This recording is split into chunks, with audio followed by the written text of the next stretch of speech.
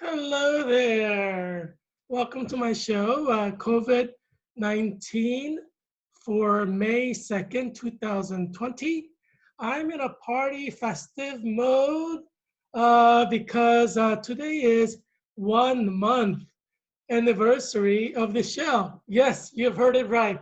1 month it has been since I started this show to help you understand COVID-19 and provide you with all kinds of information from different perspectives so you can understand COVID-19 in the context of the world. So welcome to 1 month anniversary show. So we're in a festive mode today, and it is Cinco de Mayo weekend, right? So we're celebrating for that too. Now, in one day, we have about 1,560 deaths, unfortunately. So it's a little bit less than yesterday, but still, it's a lot. So yesterday, the total of COVID-19 death in the United States was 64,804. Today, it's 66,364. And the number of cases kind of remain constant at around 30,000, close to 30,000 per day. So yesterday the total was 1,103,117. Today it is 1,127,712. Yeah, so since this is a 1 month anniversary episode, I thought you may be interested in looking at what happened in 1 month. Yes, it seems kind of, you know, like a long time, but it's only been like a month to 2 months for most people in the United States suffering from COVID. So experts say we're going to be suffering for 18 months. A lot of experts are saying that, and you probably have seen this in TV. So just think of it as we've kind of knocked out 1 or 2 months. We have like minimum 16 months more to go. Yeah, so you gotta get used to it. What can you do, right? And you gotta keep watching this show every day so you're updated and you know what's going on. Sometimes politicians get up there on TV and say, hey, we've flattened the curve, everything is gonna be okay. Yeah, I mean, it's good to be optimistic, but we can't forget science. And, almost all the scientists are saying this is going to last at least 18 months. And many are saying it's going to be longer than that. So we kind of have to take what politicians say with a grain of salt because, they're trying to kind of cheer you up and stuff like that. And they're not scientists themselves, to be honest with you. So they don't really know the scientific aspects of all this necessarily. I mean, there are those who are like medical doctors, like Rand Paul, senator from Kentucky, is a medical doctor. So there are, healthcare experts there. If I get elected to U.S. Congress in Virginia's 8th District, I will be the first male person of the nursing profession to become a U.S. congressman. So you'll be making history with me. So vote for me on November 3rd, 2020.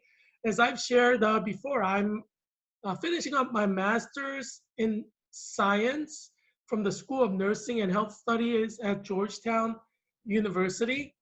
And I'm due to graduate in the summer 2020 with my cohort members. Hello, fellow cohort members. I love you guys. So my cohort members are, we have 26 total. There are 3 guys, and we're like racially mixed because not mixed, but I'm Korean, I'm Asian guy, and there's Billy who is an African American guy, and he's like a naval officer. He's a cool guy. He played football for Navy. And we have Grant, and he's from North Carolina. His relatives, I think, in South Carolina as well. So he's like a Southern gentleman. So all of us are pretty cool, and I think Grant is going back to North Carolina and South Carolina, maybe to South Carolina after graduating. in the summer of 2020 because his girlfriend is an interior decorator from South Carolina. So I think they're going back to their home. They're from the Carolinas, you know. And I think Billy, he was saying he's going to go back to his family farm in Texas.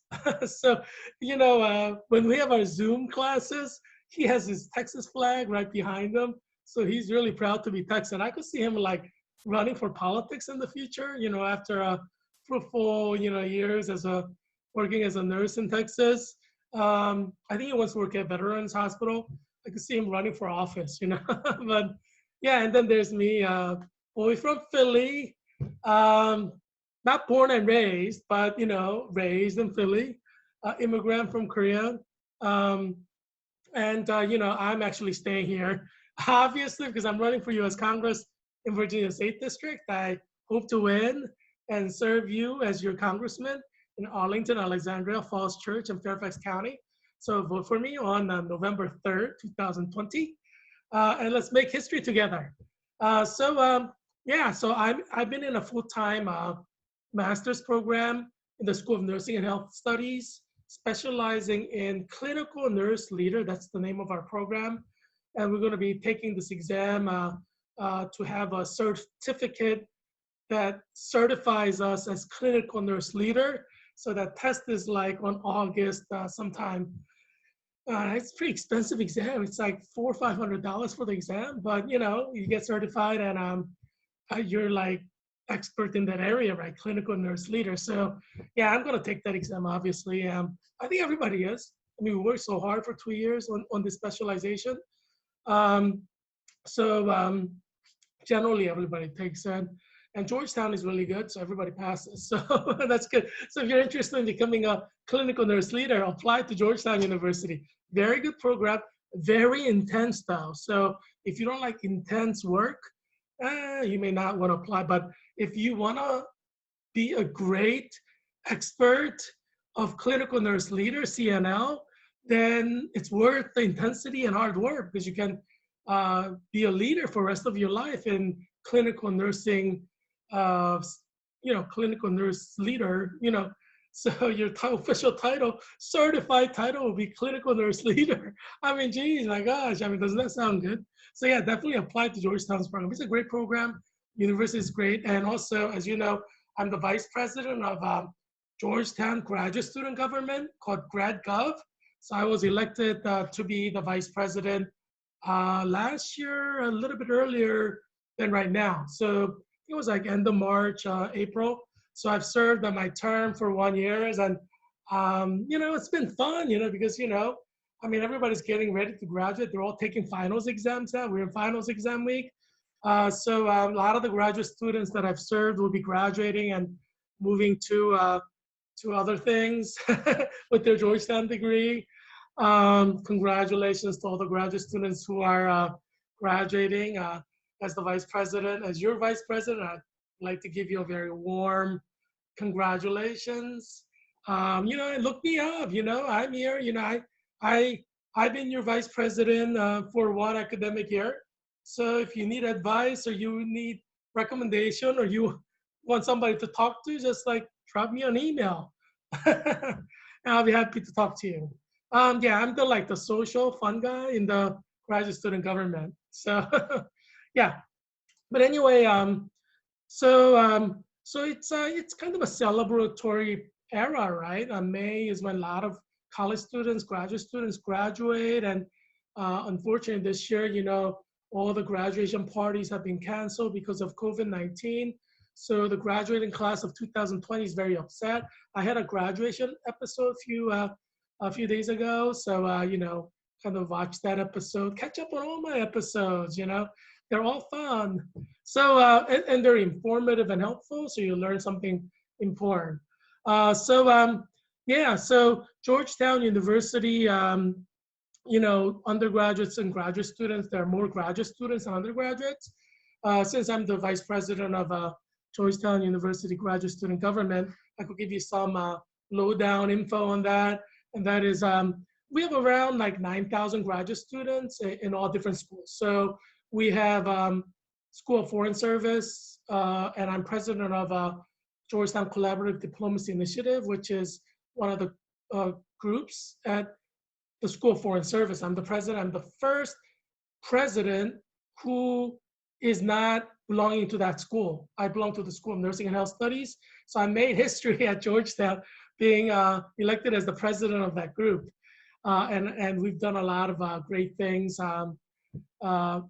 like Chinese New Year celebration, the biggest one that Georgetown University ever had.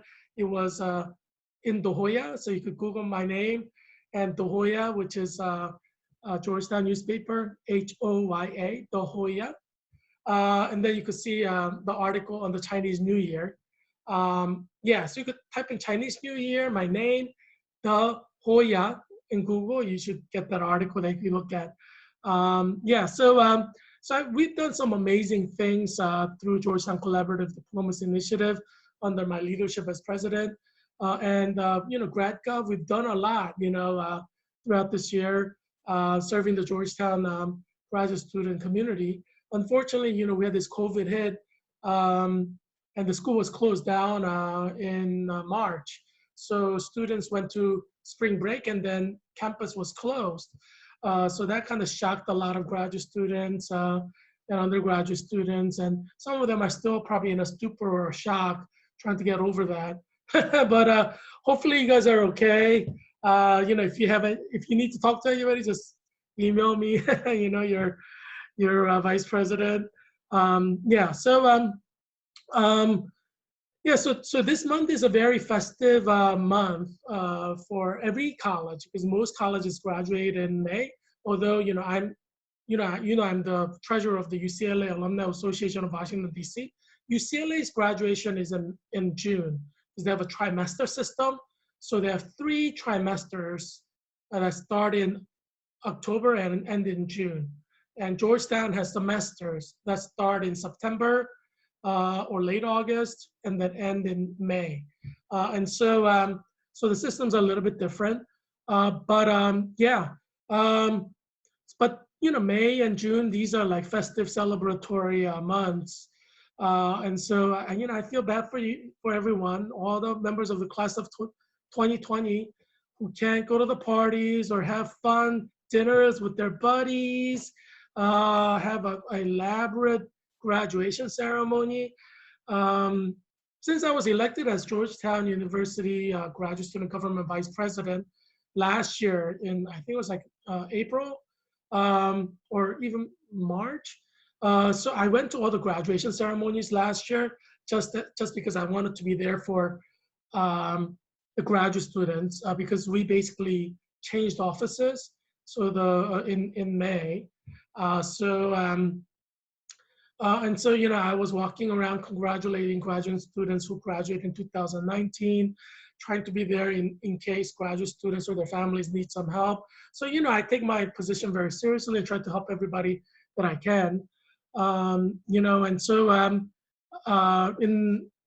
In August, I actually gave a tour of Georgetown campus for incoming graduate students, master's students and PhD students, and other doctoral programs and certificate programs, graduate certificate programs. We have the stairs at Georgetown University from in that demon exorcist movie. I think it's called The Exorcist. And they have the Georgetown University steps. So, we always take them on the tour.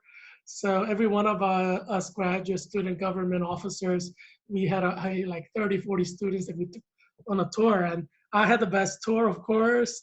And hello to everybody who was on my tour. I feel for them because they came in for a graduate program, and we have 1-year graduate programs, but most of our graduate master's programs are 2 years. Like the clinical nurse leader program that I'm in, it's a 2-year program. And most programs are 2 years, Masters of Science in Foreign Service, which is considered the crown jewel of the School of Foreign Service program. It's 2 years. So most programs are 2 years, master's programs. I feel for you guys because you came in, first year graduate students, you experienced this COVID, and experts say it's going to go on for 18 more months. And so, maybe you have online classes the way you're having it right now in the fall semester 2020 and spring semester 2021, and you may not have a graduation either. The director of a clinical nurse leader program sent out an email like a day ago, and she was saying, she was saying, we're not even sure at Georgetown University if we're going to have like campus will be open in the fall semester. So she was saying it's possible that Georgetown University's fall semester will be online like the way we're doing it now. So Georgetown University, administrators are meeting and discussing this, trying to figure out what they're going to do for the fall. But experts are saying the second wave of COVID will be much more deadly and will kill more people. And it's definitely coming in the fall. And it's going to be combined with the flu, influenza A and influenza B. And it's going to kill far more people. It's going to be horrific.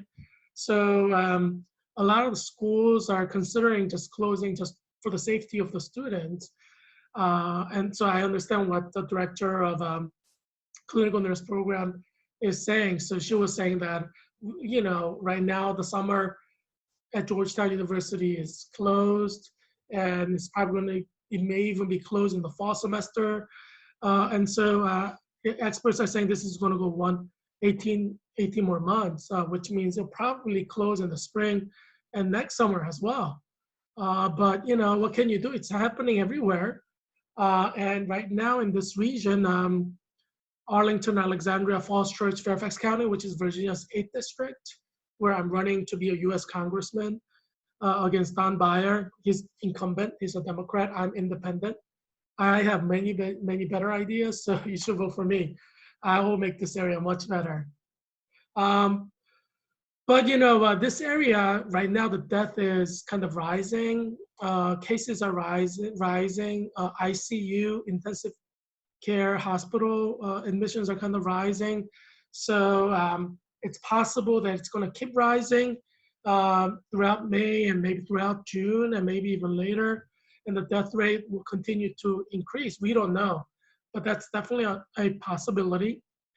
And it's that case in Washington, D.C. as well, which is where Georgetown University is.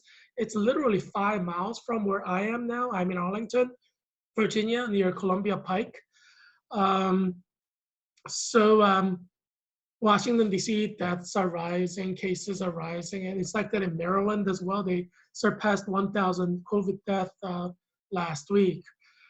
So we don't know what's going to happen, but things are getting worse in this area. New York is saying that they seem to be flattening out. That's not the case here. We're constantly climbing. And once the entourage of the U.S. congressmen return, I guess it's next week, because U.S. congressmen don't just come by themselves. They have an entourage, right? Team of people who help them. Some of them will probably get sick out of COVID, and they have their, families and like boyfriends, girlfriends, fiance, friends, family members, children, parents that they may come to DC with as they help U.S. Congress people, men and women. So, once they arrive here, the COVID-19 rate may start picking up just because they have this entourage. Hopefully they're going to be wearing masks all the time and kind of being careful, washing their hands and, yeah. So there's just going to be a lot of movement in DC. And obviously, Washington, D.C. is the government, so they have to come to D.C. and they have to run the country. There are risks, right? If you're a soldier or a U.S. Marine and you go to war, you could die. There are risks. If you're a nurse working in a hospital when there's a lot of COVID-19, there's high chance you're going to die. The risk, but you still go and do your work because you want to help people, right? And so U.S. congressmen, yes, there are risks, but you still have to come to D.C. and run the country. What kind of example are you setting if you don't come to D.C., right? what message are you sending throughout 50 states if you refuse to come to DC and run the country? I mean, geez, that's probably the most demoralizing thing for what for American citizens than anything else, you know. So even if you die from COVID, you should definitely be here in DC running the country. I mean, if you're not going to be courageous, maybe you shouldn't be a U.S. congressman, right? I mean, if Don Beyer doesn't want to go to, well, he's right here in Alexandria area, but you know, if Don Beyer doesn't want to work in Congress, just let me take your place. I'll be happy to go every day and work in Congress. So yeah, with certain positions, there are risks, you know, and you have to lead the country. You can't just be in hiding. If you're a congressman, you know, congressman is not an ordinary person. If you're an ordinary person, a private citizen, yeah, hide out and protect your life because, you know, you're a private citizen. But if you're a congressman or a senator, you know, you can't be hiding out. You have to run the country. I mean, just who's going to run the country if you hide out? President Trump and Vice President Pence, they're brave, right? They've always been here in Washington, D.C. area running the country. So I respect President Trump and Vice President Pence far more than I do like these congressmen who are all like scared and hiding out. I mean, geez, I guess none of them are fit to be president, you know? I mean, I'm glad I voted for President Trump. I mean, I don't know what Hillary Clinton would do. I mean, she probably would have gone to, where is it, Arkansas or New York, wherever she's from. Maybe she wouldn't go to New York, I mean, right now. But maybe she'll go to Arkansas and hide out. But, you know, but President Trump is brave. You know, he's there every day giving his update and talking to the American people. And that's the kind of courage that we need, right, from our political leaders. So if you're a congressman, please come back to Washington, D.C. and run the country. We need a lot of things taken care of. A lot of Americans, they say over half of Americans may not be able to pay their rent, you know, June rent. So, or some of them haven't paid their May rent. So, you know, a lot of crises are happening right now in the midst of COVID-19. So U.S. congressmen need to be back taking care of these problems, right? You don't want the nation to collapse by default because congressmen are just not here, right? So, yeah, so hopefully you will come back and run the country.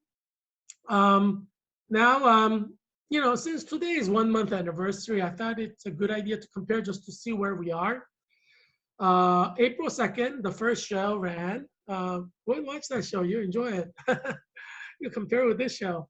Yeah, so on April 2nd, the number of deaths in United States from COVID was at 5,911. So there were 5,911 people who were dead from COVID, and we thought that was a horrible thing. And it is a horrible thing. Even one person dying is a horrible thing. But now it's at 66,364. There's double fours there, but so that's just to accentuate, I guess, the fact that a lot of deaths are happening right now. You know, so we have about 12 to 13-fold increase. So, you know, 100% increase would be something like 11,000, right? And so that's just an incredible amount of growth. And then you see that curve, the curve is like that, it's an exponential curve. Death is just increasing. If you remember, during March and beginning of April, people thought it would be horrible if 100,000 people died by August. But it looks like we're going to hit over 100,000 in May. You know, my guess is we'll probably have 1 million US citizens die by August. That's my prediction, and I've said that several times. I think I'm probably going to be correct, unfortunately, but I generally am correct. I'm the Leonardo da Vinci of 21st century. So things that I say generally are accurate and turn out to be predictive of the future. That's why I'm the Leonardo da Vinci of my generation, right? Of of 21st century. From the beginning, I said we're going to have at least 200,000-300,000 die in August, and as I saw death rate pick up, I said we're probably going to have 1 million people die by August, and I think I'm going to be correct because look at this. When the death toll was like in the thousands, 5,000, people were thinking, oh wow, that's a lot, but we're not going to have more than 100,000 people. So let's say by August we're going to have 100,000 die. But then the death rate started to grow exponentially, and it's still growing exponentially. And now, in the beginning of May, we have already 66,364 people dead in America. And like, as I said, in Maryland, Washington, D.C., and Virginia, death rate is rising, which means probably in 1 month, we're going to have a lot of deaths. So, and it's not just Virginia and Maryland, right? We have West Virginia, we have North Carolina, we have South Carolina. Sorry, Grant. And we have Texas. Sorry, Billy.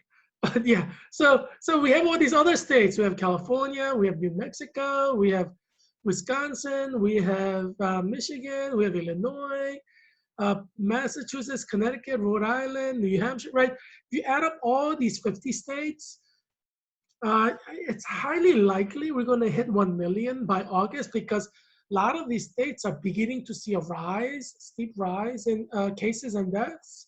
So, some of the states may see a reality like New York or New Jersey. And even New Jersey is still rising. So even in New Jersey, we may see a case where, we're going to have many more people die in June than in March or April or May. So we just don't know what's going to happen. But one thing we do know is death rate is rising.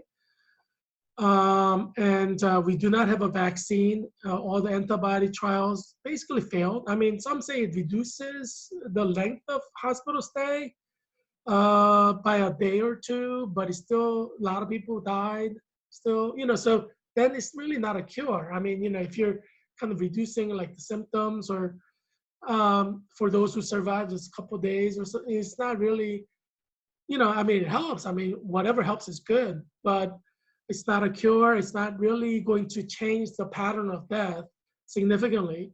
And that's unfortunate, but that seems to be the case. And so that's the case right now. And when we look at world deaths, we also see a growth. It was on April 2nd, 52,972 deaths. And now it is 243,355 deaths. So, and they grew quite a lot, like 500% increase. So they increased like 5 times, but US increased like 13 times, 13 times. So things are much worse in US than just around the world. And so that's a serious problem for US. In terms of cases, on April 2nd, 1 month ago, it was 244,678 cases. Now we broke the 1 million barrier. We're at 1,127,712 cases. The world already had broken 1 million cases on April 2nd. And that was 1,014,673 on April 2nd. Now it's 3,421,834 cases. So it tripled. So that's just 1 month. So let's pretend by June 2nd, we have a similar rate of growth. Because like rate of growth, what would it be? Let's make some predictions there. So if US death increased, let's say 10 times, and hopefully that won't happen, because it's been 12, 13 times, right?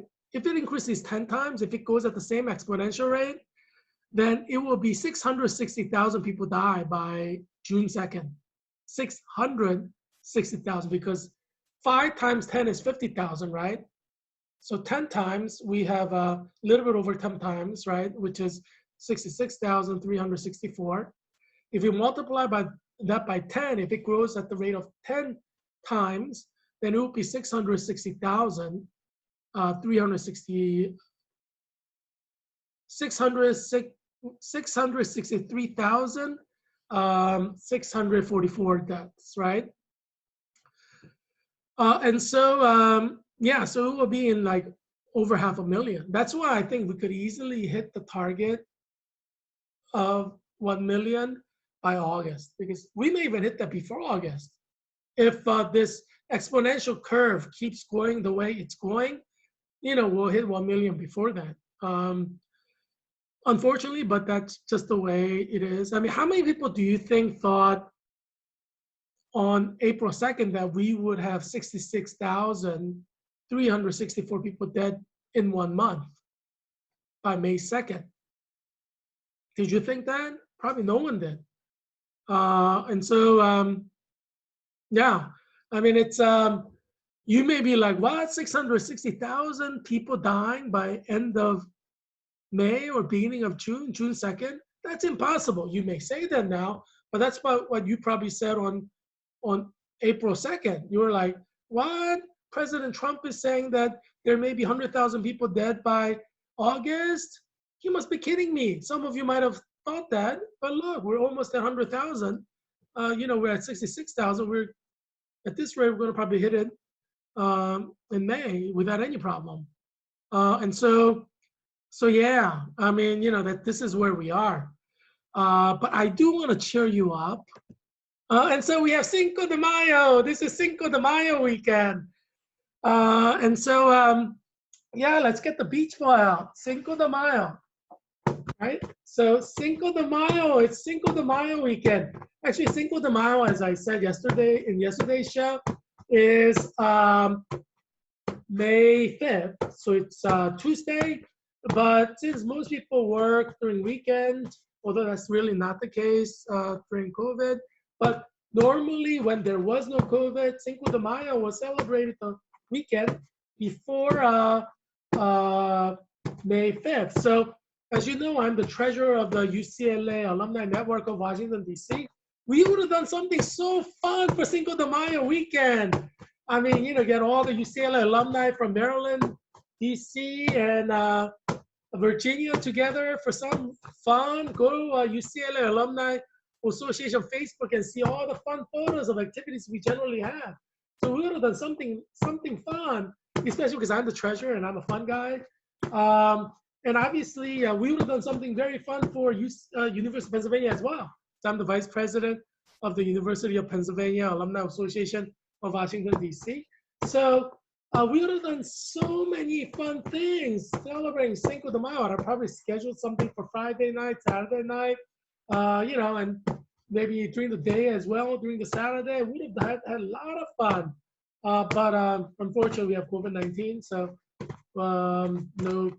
no Cinco de Mayo fun for alumni of Penn and UCLA in year 2020, and maybe not even 2021, maybe not even 2022, as experts say. So sorry about that, but that is the realistic situation here.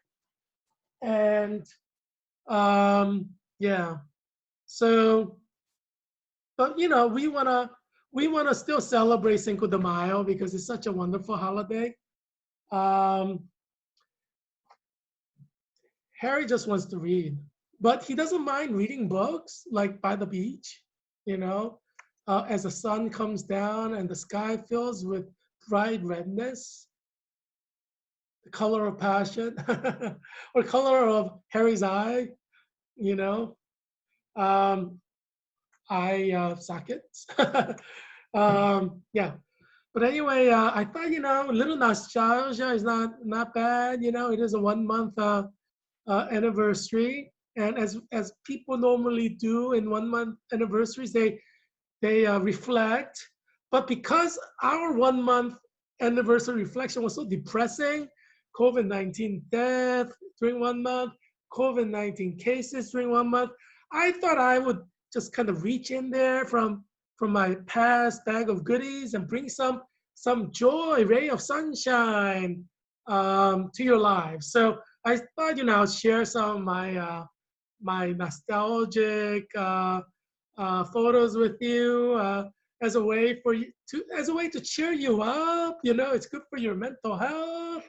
It's good for you psychologically. So, um, yeah. So, I thought this would be a good way to help you. I saw the movie Angel Has Fallen. Have you seen that movie? It's pretty good. Angel Has Fallen. Uh, and they have this at the end of the movie. The father. I don't want to give anything away for those of you who haven't seen it yet.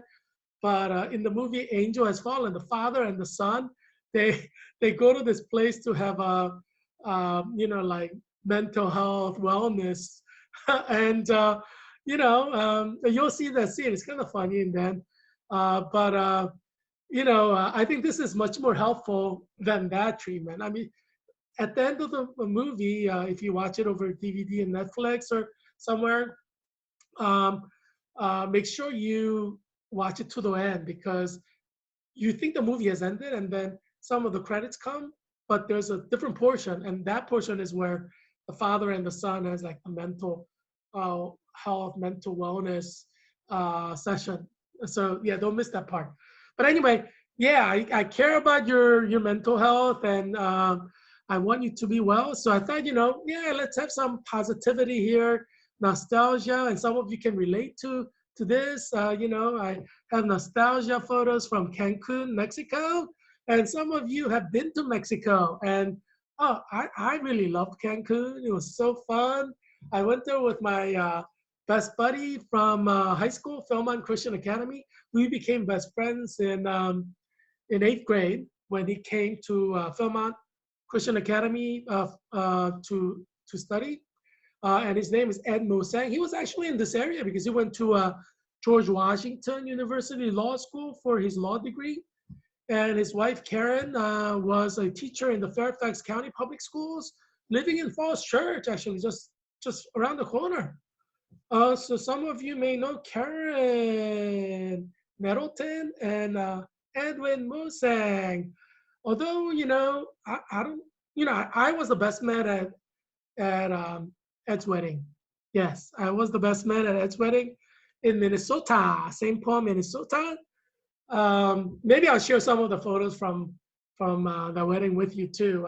It's a good wedding, Ed and I, we did the Men in Black dance. Like we're the dudes, so we did the Men in Black dance. Karen, she was an elementary school teacher at Fairfax County Public School.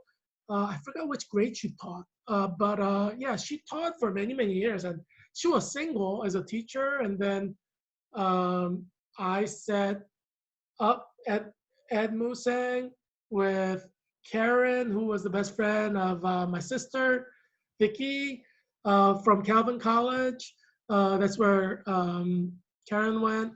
And so, we worked hard to get this marriage together. We thought that would be perfect for each other. I'm so glad that it worked out. They're like the perfect couple. Yeah, so greetings to Ed and Karen and their 3 children. And so, Ed and I were best buddies, and we did the best buddy 2 dudes in Cancun thing. So that's from that. Cancun was kind of interesting. It was a little bit different from what I thought it would be. And some of you may have an idea of what Cancun is.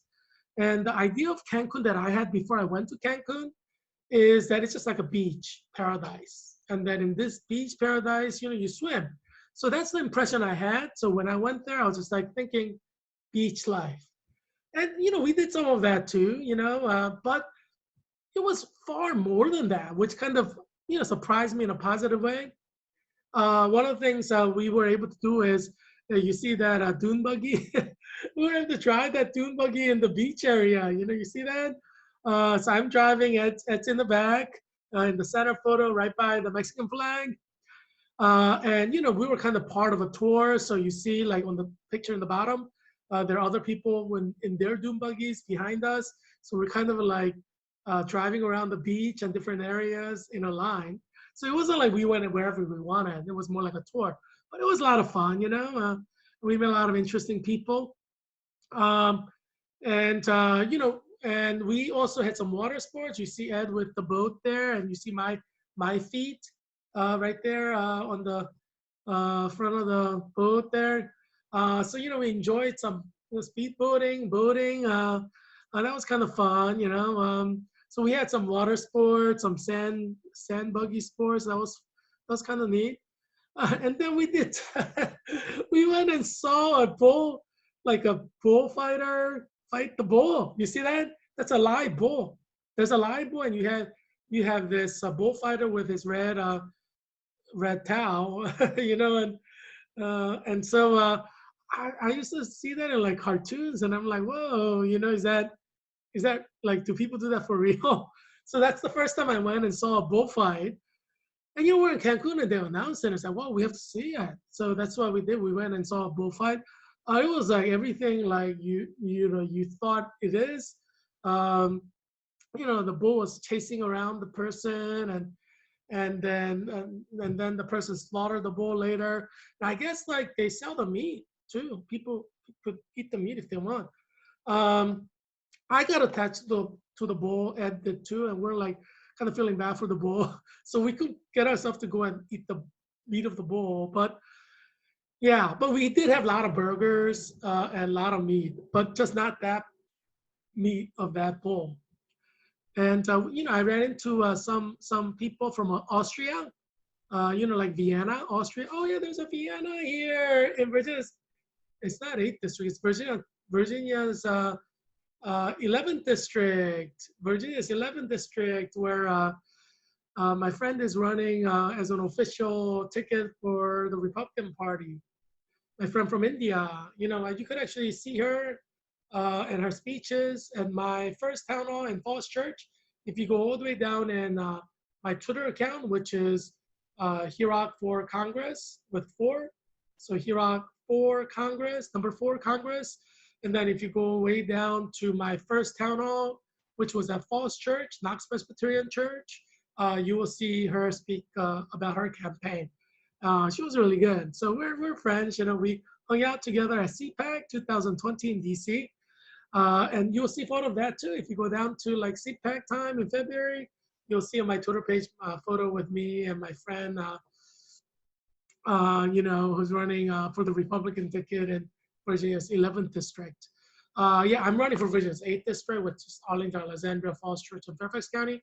Virginia 11th district includes Oakton, Vienna.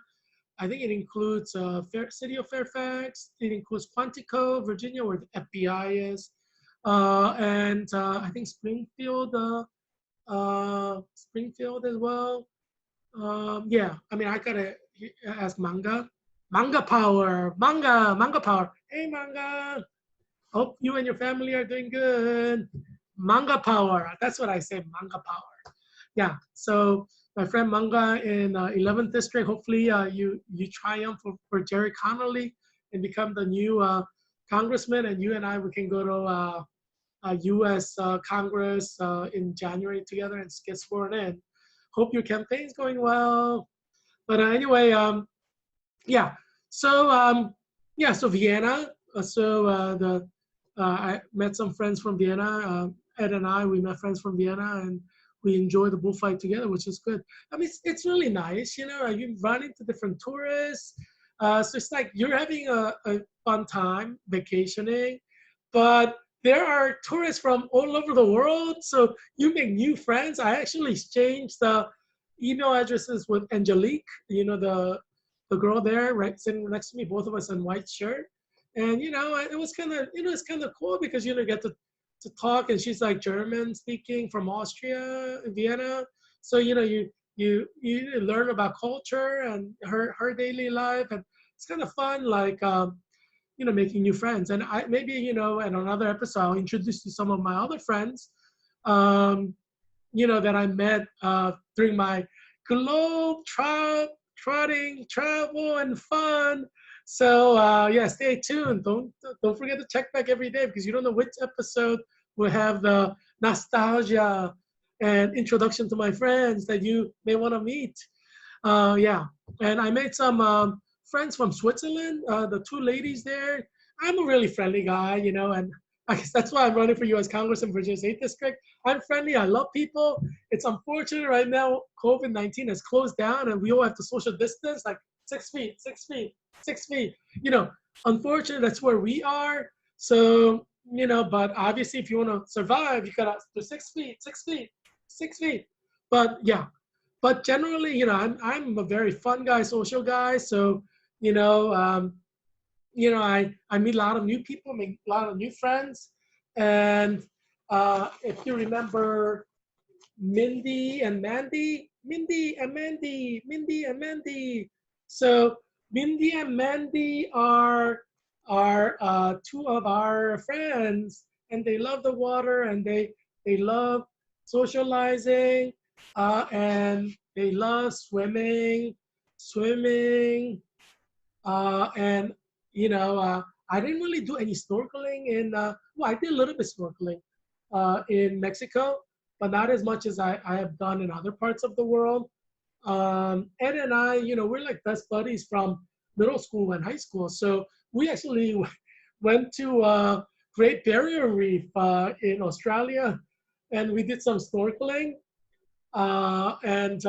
Maybe I'll show you some photos from there. Just to tell you some story, and you may get a big laugh out of this because, but there's a movie called Christian Mingle. Ed, this was during his single period. Now he's happily married man with a wonderful woman, but during the single period, he wanted to get married and have a family. Who doesn't, right? I mean, family brings a lot of joy. Children, most parents say are the greatest joy in their life, right? They say they haven't experienced joy like when they had their child. I mean, they say having a child is more joyful than the marriage or the wedding. Yeah, most parents say that, So it was, during single days, Ed wanted to find his life mate. So he logged on to Christian Mingle, and he got me to sign on too. So both of us are like on Christian Mingle. And so we made a bunch of friends in Australia with Christian Mingle, because a lot of evangelical Christians in Australia, and Ed's an evangelical Christian. I'm an evangelical Christian. Ed is a primitive Methodist. So that's like a very conservative Methodist. Every denomination have like conservative and a little bit moderate and liberal. Ed is a very conservative Methodist. So now he's Lutheran because he married Karen, who's a Missouri Synod Lutheran. And I think she went to a Missouri Synod Lutheran church when she was in Falls Church, when she was living there and teaching for Fairfax County Public Schools. I think she went to Missouri Synod Lutheran Church, like in Falls Church. But after they got married, they decided to, go to Lutheran church. So Ed and Karen, they both go to a Missouri Synod Lutheran church. And so in the Lutheran church, there are 3 different major denominations. The biggest denominations: Evangelical Lutheran Church of America, ELCA. So they have their seminary in Philadelphia, downtown area. It's called Philadelphia Seminary. They have another major seminary in Gettysburg. It's called Gettysburg Seminary. Both are in Pennsylvania. And then my buddy, Eugene Zeiser, from University of Pennsylvania, he went to Philadelphia Seminary, and he became a Lutheran minister. So he's very active in Lutheran ELCA church settings. He met his wife during his seminary years. There were 2 German-speaking Lutheran churches in Pennsylvania, I think, or Philadelphia. So Gene, he's of Germanic descent. Last name is Zeiser. He's from Delaware, actually. His father was in the Naval Academy and became a executive of a company in Delaware. So he was kind of in Delaware. And then he went to University of Pennsylvania from Delaware. And he was at Wharton School, and he had a lot of offers for work. And I actually brought him to my Bible study, which is called Student for Christ at Penn, at University of Pennsylvania, SFC at Penn. And we had like daily morning prayer at 7 a.m. every day. And Gene would come to those. And when he was graduating, we ended up graduating together because I graduated a year early. So we both our class of, we both graduated early. So we were in the same class. And he had all these offers for a company, and he would have been a CEO because he's very smart, very good at what he does. But he said he's kind of puzzled because he kind of wants to serve the Lord. And so I had a talk and I said, why don't you lock yourself in your room for 3 days and see what God wants you to do? He did that. He locked himself in his dormitory room in high rise. I think it was high rise east, it wasn't, or high rise south in University of Pennsylvania dormitory. He prayed and prayed. And then after end of that prayer, he said God called him, gave him the certainty that he should become a minister. So he turned down all these really great job offers that would have made him a millionaire or billionaire, probably a billionaire. He's very bright. He ended up going to Philadelphia Seminary. He was choosing between Fuller Theological Seminary and Philadelphia Seminary. He decided against Fuller Theological Seminary because it was too far away in California. His family's in Delaware, so he wanted to be closer to Delaware, to his family. He's a very family-oriented guy, which is great. He's a nice guy, wonderful guy. So he went to a Philadelphia Seminary, ELCA Seminary, and he went to the Lutheran ministry at University of Pennsylvania, I think, off and on for 4 years as an undergraduate. He did his practical, seminaries require you to do like a practical at a German-speaking Lutheran church. The whole church only speaks German. So they're like German immigrants go there. And I think it was kind of close to like German school of Philadelphia as well, because every major city has German school where people only speak German. Yeah, I mean, it's like where German, especially like German diplomats or businessmen who are German citizens or recently immigrated, they want their kids to not forget German culture, they send them there. Actually, we have one of my classmates. She's really nice. She teaches at the German school in Washington, D.C. And I think she went to German school in New York. So I wonder, if she knows like Eugene Zeiser's like family or, like his relatives, you know how all the ethnic groups connect somehow, I was like Koreans, I connect with Koreans everywhere. And I wonder if that's like that with Germans, because, Lena is like, went to German school in New York, but she's teaching in German school in Washington, D.C. So she must know like a lot of Germans in New York and Washington, D.C., right? So she's connected. I wonder like Germans connect the way Koreans connect across the country. I'm kind of curious. I should probably ask her sometime.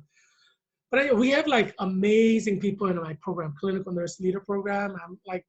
I respect all my clinical nurse leader fellow classmates, and they're all amazing, very, very impressive. Obviously, they're doing their masters at Georgetown, right? And so they're going to be impressive. But I mean, they're very interesting and impressive. So I kind of count it as my blessing to have met them, 2 years ago and have studied with them and graduated with them together in 2020. And we're going to be friends the rest of our lives, CNL 2020 Georgetown, like forever bound in this bond. But anyway, so Jean went to work as a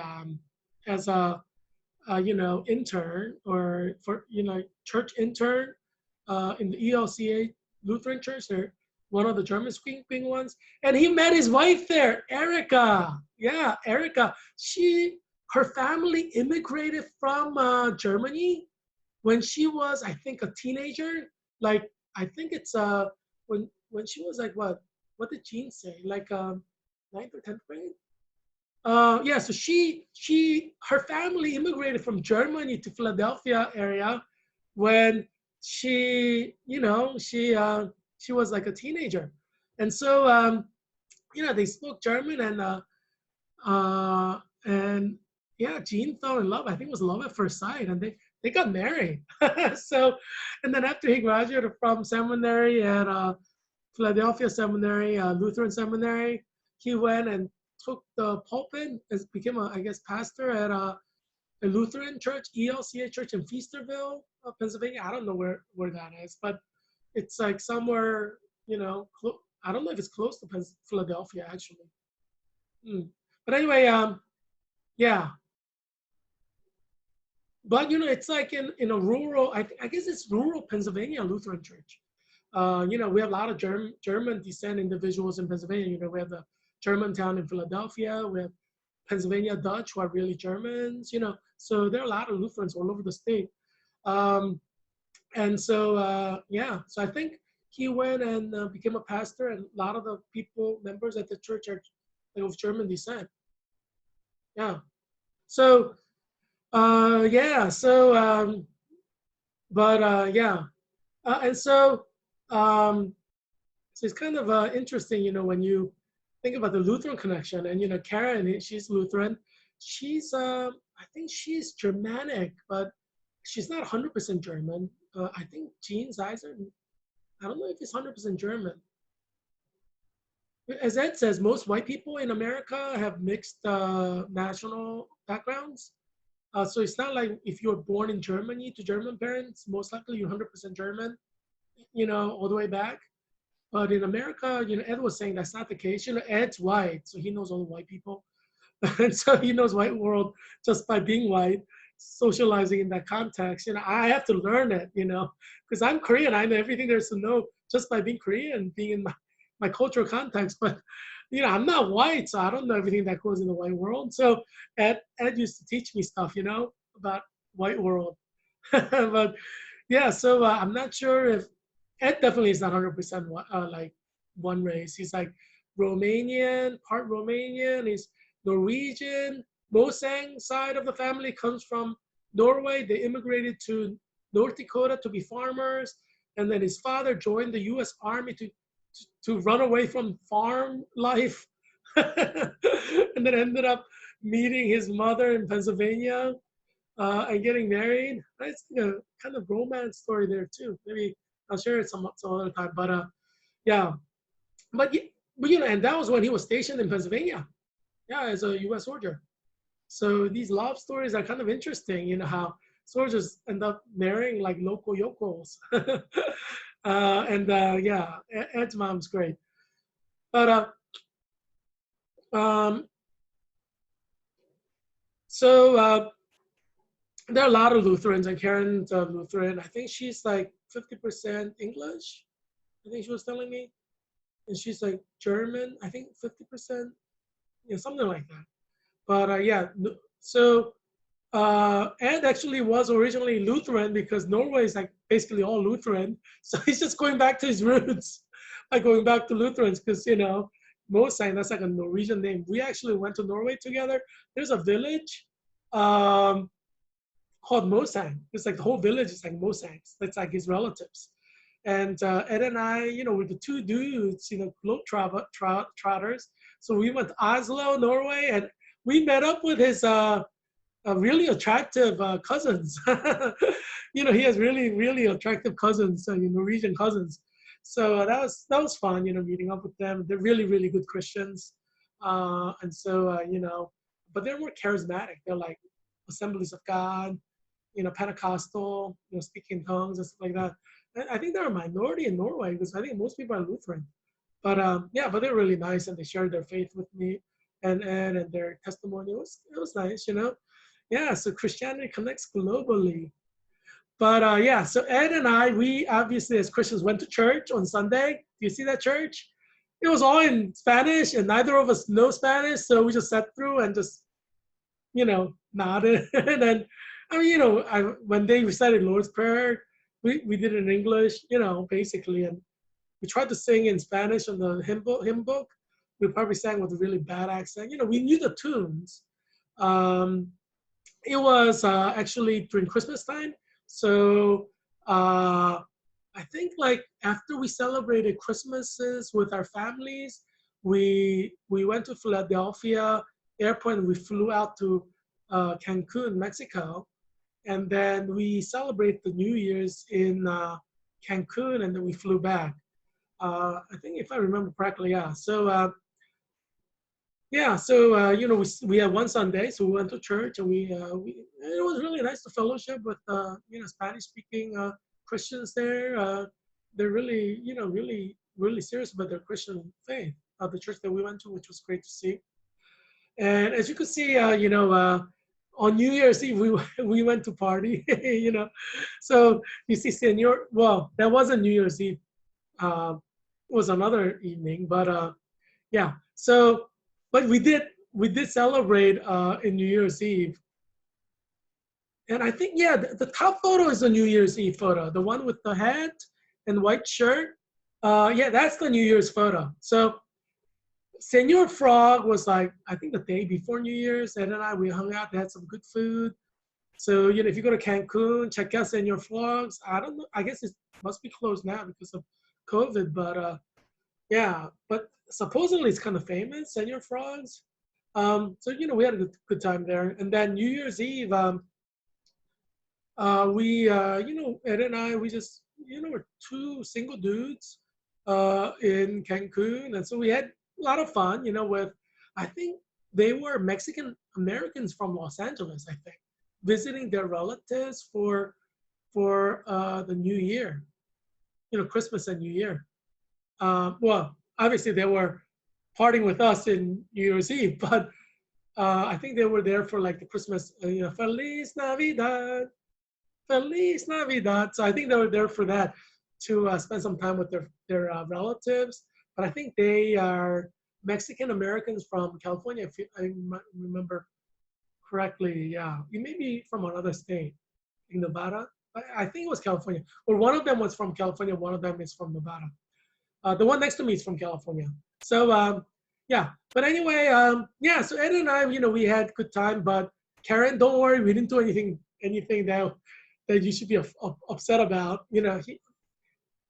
Ed was seeing Karen at that time, and this trip was planned before. I think it was planned before they actually became like officially girlfriends and boyfriends.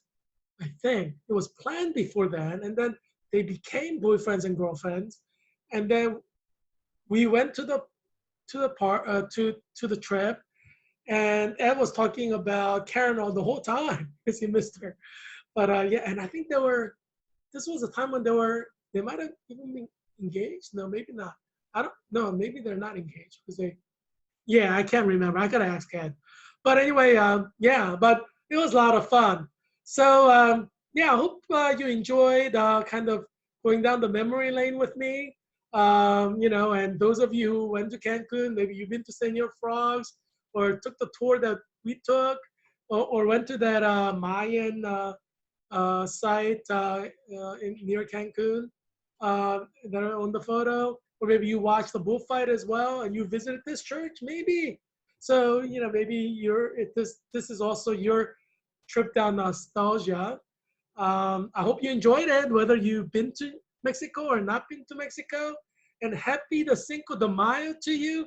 I hope you do a little something to celebrate this festive Mexican celebration today. If you have not done so today or yesterday, it's important to Mexicans, and we have a lot of Mexicans in America. So yeah, so happy Cinco de Mayo to everybody, and I'll look forward to seeing you tomorrow.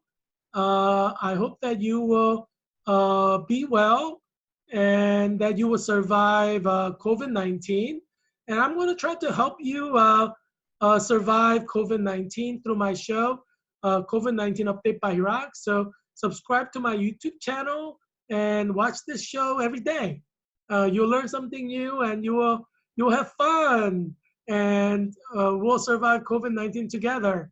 So see you tomorrow.